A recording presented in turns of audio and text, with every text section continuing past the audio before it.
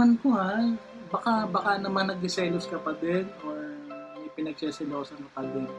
So, kahit di na natin i-mention yung mga pangalan ng mga Kasama tao. talaga sa question to? So, sinama natin siya sa question. Baka naman.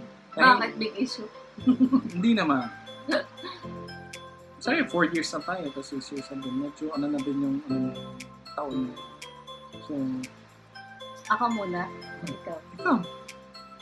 Ako kasi wala. Ano akong ganun. Yung mga sa mga unang taon natin, siguro inamin ko na sinusa talaga ako. Bakit? Hindi ko alam. Hindi naman ako pogi, di ba? Ang pangit ko nga. Hindi ko alam na yung idea na alam ko masaya ka sa iba. Ano yun? Tapos sa akin parang minsan mainit ang ulo mo. Pero ngayon, hindi na masyado. Na-handle ko na yung emotion ko. Hindi, lagi ko nga sa inyo i-explain, di ba? Diba kasi talaga pag kaibigan mo yung kasama mo, okay? Talagang lumalabas yung kakulitan mo, kabaliwan mo, kasi nga, parang feeling mo, nakalaya ka na sa lahat ng problema, sa lahat ng mga gusto mong takasan sa loob ng time na yun nakasama yung mga kaibigan mo. So parang ibang-iba talaga, sa totoo lang. Hindi mo talaga siya kasi mako-compare sa family mo at sa kaibigan mo. Talagang iba siya. Pero sa family naman, alam naman, try my best naman din talaga na mapasaya ka, diba? Gaya nung mga panahon na nagsisimula pa lang tayo, diba? Oo, nagsisimula Yung pa mga lang tayo. kabaliwan natin. Pero ewan ko, naiba ba? Or naiba lang yung tuon natin or focus natin. Kasi Oo, nga, yun siguro. nung nagkapamilya tayo, matik na yun na Mas dapat medyo tayo, parent figure ba tayo or husband figure ako, mother figure ka pa, maging ganun yung set. Diba? hindi na yung parang mga padede yan. Oo, ayaw ko talaga ng pabebe. Pero hindi naman siguro ibig sabihin nun, maging tahimik or what tayo sa isa't isa, diba? Siguro kailangan lang talaga ng time na mapag-usapan at mag-loosen up tayo, diba? Sa mga dapat pag-usapan natin. Kasi nga, madaming stress tayo na nakukuha outside sa work, sa studies, Environment. diba?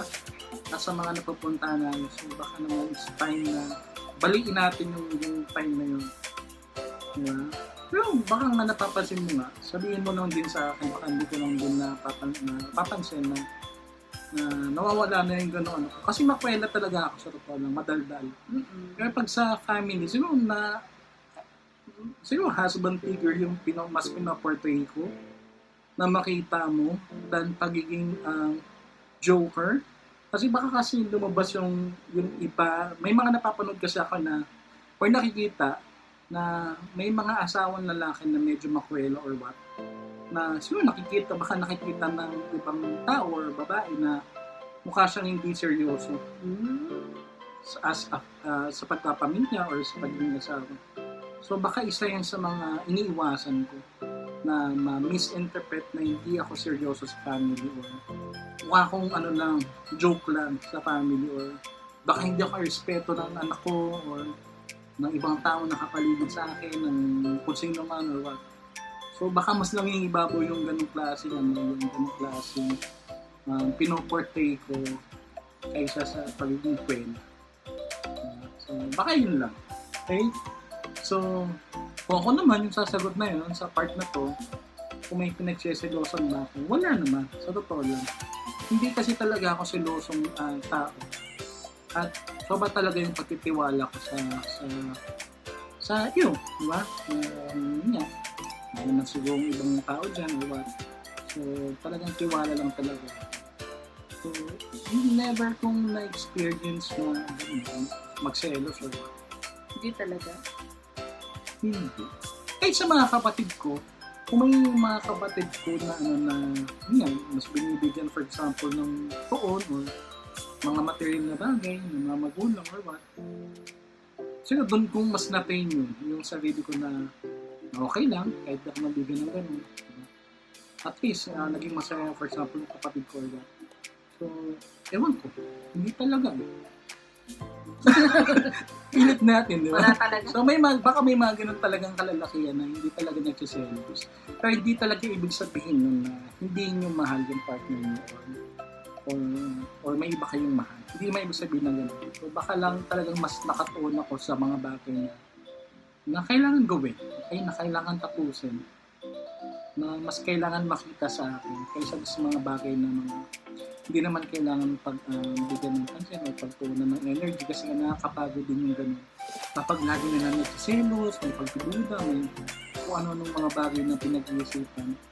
So, pwedeng mawala yung attention mo sa mga plans mo sa buhay o sa family. So, baka isabihin mo.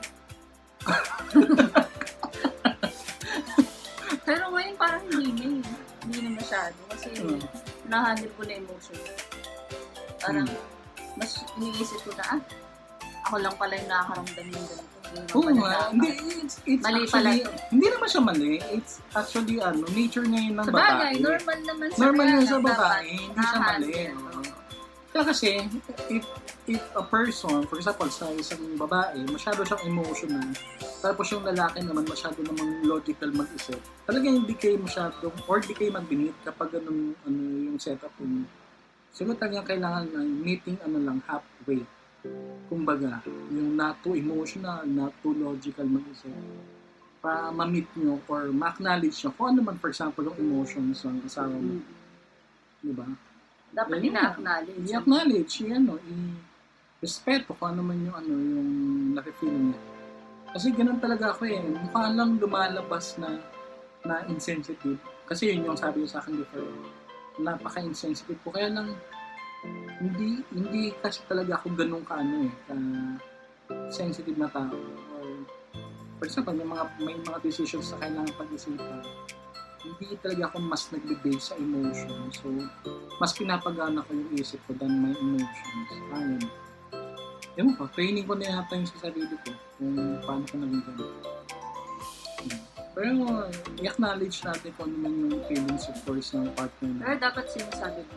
At sinasabi din. O palilipasin ko na.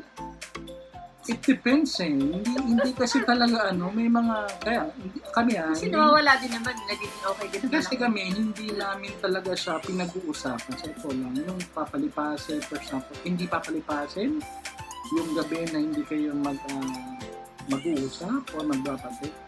Diba? Ako mas preferred ko yung talagang, sige, palipasin mo na natin.